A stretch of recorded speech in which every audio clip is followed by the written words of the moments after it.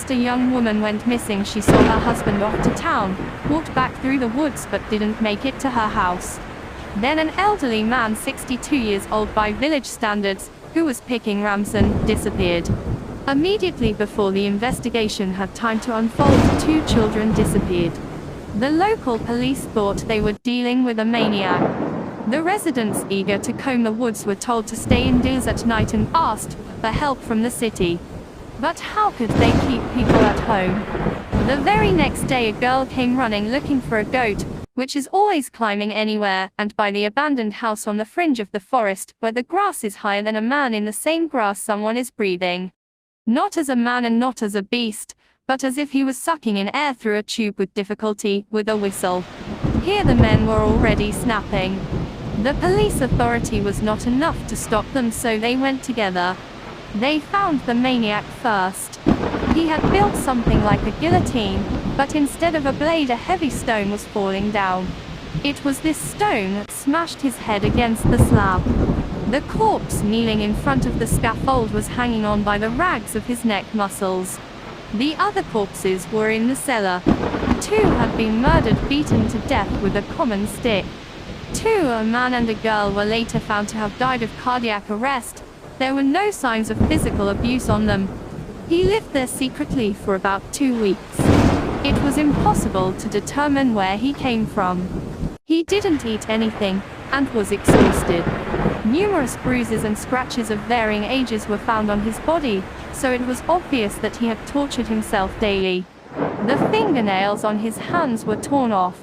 Pieces of paper, either crumpled or torn to shreds, were lying in the corner of the room where he had made his bed. Each sheet had 1 or 2 phrases on it.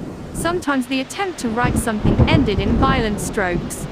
The most common words were "sorry, help," and "die." Today is August 4th, it ripped into little pieces.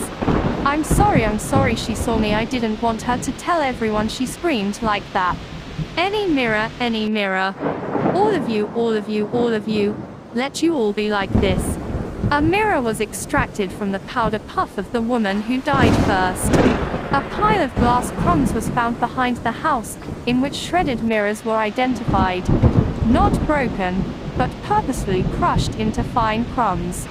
The version of the unidentified killer's mental disorder was quite logical. It remained to identify him. The first bell rang in the pathologist's report. It was impossible to make a whole picture out of the crushed skull bones, but there were twice as many bones as needed. If our specialists had had the powerful equipment and software available to Western medical experts, it would have been possible to prove something. But the drawing attached to the report, an approximate reconstruction of the killer's skull, looked ridiculous, and terrifying too, because the jaw stretched forward, fused into a kind of tube, could not be on a human face. The eye sockets, in the pathologist's opinion, were drop-shaped, elongated towards this snout. The story received some resonance, and curious people periodically came to the murder scene. There is such a special breed of people. 2 of them students. A couple described their outing on a tape recorder. Further details are known from this recording. In the empty house they found traces of previous visitors, recent writings on the walls, and an antique 19th century postcard from a series on good manners. The card depicted a girl kneeling on a poof by the dressing table and showing her reflection with her tongue. The caption read, "Well-mannered children do not distort faces, for they risk remaining so forever."